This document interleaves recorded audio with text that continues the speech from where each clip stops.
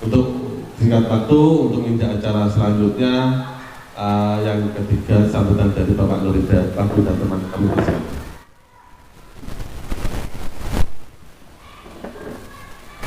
Assalamualaikum warahmatullahi wabarakatuh. Jadi gini, SRC itu secara nasional itu memang sudah diakui oleh Kementerian Koperasi dan UKM.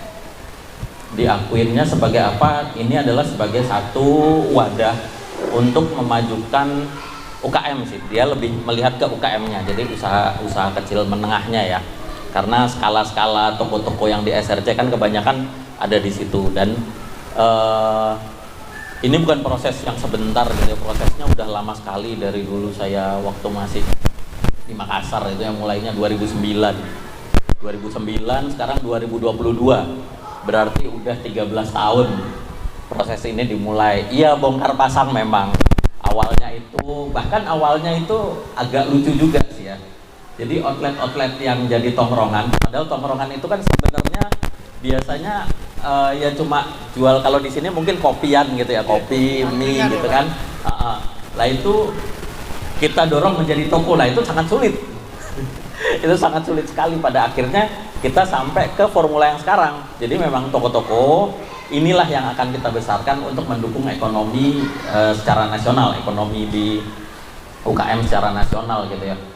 Nah itu dari Kementerian Koperasi, jadi dari pemerintah pusat gitu ya. Terus kemudian pemerintah daerahnya kayak Pak Ganjar itu juga kalau di Semarang itu ya, sering lah pertemuan manajer areanya sama dinas di provinsi, karena memang dari Pak Ganjar sendiri pun juga mengapresiasi adanya SRC ini gitu. Nah, SRC ini bisa besar itu karena apa? Balik lagi karena paguyuban sebetulnya. Karena paguyuban, namanya juga jadi guyub ya. Paguyuban kan membuat sesuatu itu menjadi guyub, kelompok-kelompok kecil ini menjadi guyub. Nah, keguyuban ini untuk apa? Untuk tentunya balik lagi untuk memajukan SRC sendiri, anggotanya masing-masing gitu. Kami dari Sampurna kan lebih banyak kalau sekarang itu kan formulasinya sebenarnya lebih banyak melalui misi-misi BTI itu lebih banyak memancing teman-teman untuk melakukan perbaikan di toko, untuk ngumpul gitu ya, kayak gini saya mengapresiasi gitu. Ini kita mulai dengan kumpulan yang kecil gitu ya, sedikit orang, tapi kan kegiatan ini nanti diposting di grup, yang lainnya nanti akan semakin tertarik, semakin banyak yang datang. Nah, ini bisa dijadikan salah satu forum diskusi gitu untuk kemajuan bersama. Nah, fungsinya paguyuban itu tadi, jadi mengguyupkan kelompok. Nah, kalau udah guyup terus apa gitu kan? Kalau udah guyup banyak yang bisa dilakukan. Salah satunya tadi yang dibilang Mas John gitu ya. Ketika punya satu induk, ini kebetulan udah ada nih induknya di Mas John gitu ya. Soalnya ada paguyuban juga yang nggak punya induk. yang induknya nggak ada gitu. Dia mesti cari-cari lagi. Nah, ini udah ada paguyuban induknya ke Mas John. Fungsinya untuk apa tadi yang dibilang Mas John? Jadi ketika anggota paguyuban ini banyak, terus kemudian semuanya kompak gitu ya, belanjanya ke satu titik ini punya bargaining power yang sangat besar akhirnya. Ke siapa? Ke distributor gitu. Ke distributor punya bargaining power yang sangat besar. Jadi kayak misalkan mungkin kalau sekarang gitu ya, ya tadi contohnya snack gitu ya. Snack kan dia juga pengen semua perusahaan distribusi di Indonesia itu tidak ada yang bisa menjangkau 100% customer, 100% toko itu tidak ada. Sampurna aja itu hanya 30%. Dengan orang yang sebanyak itu, apalagi perusahaan snack, ya kan? Apalagi perusahaan snack gitu, Bang. Perusahaan rokok rata-rata sekitar 30%-an, Bang.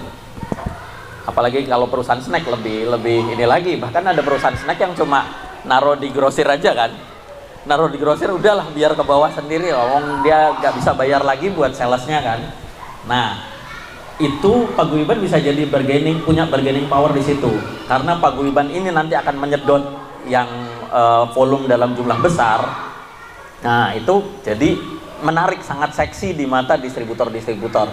Mereka cukup motong harga sedikit, barangnya itu bisa ke sekian toko yang jadi anggota paguyuban. Itu kan menarik banget buat mereka. Motongnya mungkin dengan jumlah itu motongnya bisa nggak sebesar mereka harus membayar sales. Taruhlah bayar sales sekarang mungkin 4 juta gitu ya, rata-rata pasaran gitu 4 juta. Mereka mungkin kasih potongan 2 juta separohnya, tapi barangnya udah terdistribusi kan murah buat mereka. Ini jadinya win-win kan, toko dapat barang lebih murah, mereka juga dapat ongkos distribusi itu yang lebih murah gitu. Nah, itu salah satu fungsi paguyuban. Itu fungsi kedua dari paguyuban. Kenapa kita dorong adanya paguyuban ya itu sebenarnya. Kenapa kita pengen paguyuban kompak juga itu.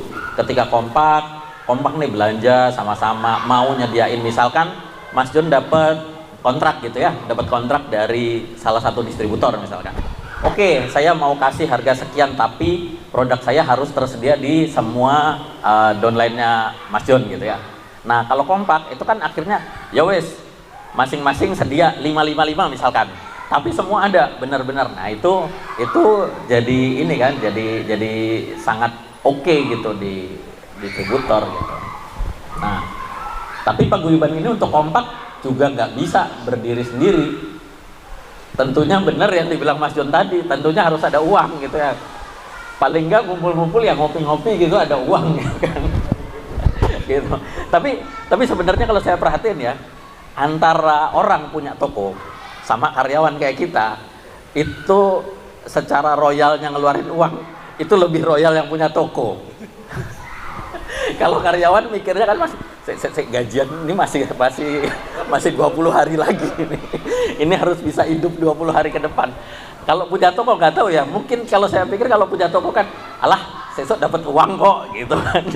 Jadi masih bisa lebih ngeluarinnya lebih enteng gitu daripada karyawan 20 hari lagi sesuai gitu. Nah, betul itu harus ada uang kas. Uang kas itu dari mana? Ya, pertama bisa iuran gitu ya. Kan ada paguyuban yang setiap kumpulan gini iurannya bisa disepakati gitu. Mungkin nggak sampai besar, sampai 50.000 itu cukup besar. Misalkan ada anggota yang ngerasa itu cukup besar, 20.000 kalau kita sering ngumpul sebenarnya itu juga kekumpul juga gitu. Terus ketika kumpulan gini sebenarnya itu bisa juga sih kalau mau budgetnya kecil gitu ya, biasanya nggak usah gede-gedean maksudnya kalau kita lihat kayak Jepara gitu ya, kalau di Kudus ini kalau kita lihat Jepara itu tiap kali kumpulan mesti ada namanya dangdutan. Ada dangdutan. Terus selalu pakai terop gede, pakai teratak gede gitu kan. Selalu kayak gitu, terus makanannya lengkap gitu, prasmanan. Wah, iki sih memang budgetnya ancur-ancuran gitu kan. Nah, nggak usah seperti itu sebenarnya, di rumah aja. Jadi seperti kita berkunjung ke rumah gitu kan, ya tuan rumah kan nyediainnya nggak usah banyak-banyak sebenarnya. Sakjane makan juga nggak terlalu perlu lah ya.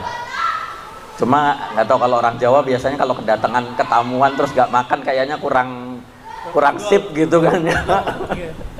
Iya jadinya, iya makanya jadinya saya datang kemana-mana juga paguyuban ya, biarpun di rumah ya pasti tetap ada makan gitu. Tetap ada makan, nggak bisa cuma snack sama kopi teh gitu, kayaknya nggak bisa. Ya minimal ada bakso gitu kan ya, manggilin bakso gitu. Cuma maksud saya itu kan nggak perlu, bisa diatur supaya nggak terlalu besar. Nah, budgetnya digunakan untuk apa tadi? Contohnya banyak. Yang tadi itu bisa untuk kalau ini kekumpul gitu dari 20 orang misalkan ya. 20 orang ngumpulin 50 sebenarnya satu kali pertemuan itu udah sejuta ya. Iya kan, 50 satu kali pertemuan udah sejuta. 2-3 kali pertemuan 3 juta, mungkin bisa dibeliin 3 juta ini apa gitu ya. Jadi beli barang misalkan, terus kemudian distribusin di semua anggota, itu bisa juga gitu. Atau kayak tadi yang dibilang Mas John ya, dipinjemin untuk nambah modal usahanya tapi nanti dikembalikan gitu. Terus bulan berikutnya bergulir, itu juga bisa macam-macam. Kalau yang sekarang sih lebih banyak dipakai untuk jalan-jalan sebenarnya. Jalan-jalan itu juga nambah keguyuban. Karena kalau kita jarang ketemu kan sebenarnya ya jarang ketemu kan jarang kenal ya. Makin sering ketemu, makin kenal, makin akrab, itu kan makin kompak. Tapi kalau jarang-jarang ketemu ya kurang kenal juga. Rata-rata biasanya buat jalan-jalan. Saya kapan hari itu di toko oleh-oleh di Semarang, ada bis 2. Di dalam bisnya itu air SRC semua, ini kayaknya SRC nih, bisnya bis plat B, kayaknya dari Jakarta, dia nggak tahu jalan-jalan sampai ke Semarang gitu, bisnya plat B. Dalamnya semuanya air SRC, di depan di dashboardnya, terus di kursi-kursinya kan kelihatan dari bawah gitu ya. Kursi-kursinya isinya air SRC, wah ini SRC juga. Nah dibuat jalan-jalan kayak gitu, yang apa? Di semua tempat biasanya kebanyakan dibuat jalan-jalan. Tapi kalau dibuat usaha itu menurut saya sih cukup baik juga, bisa. Nah dari mana uang kas tadi ya, perkumpulan itu, atau yang kedua adalah dengan memenangkan kompetisi-kompetisi, itu bisa nambah uang kas dan jumlahnya cukup lumayan. Nanti Pak Ipung akan jelasin detailnya.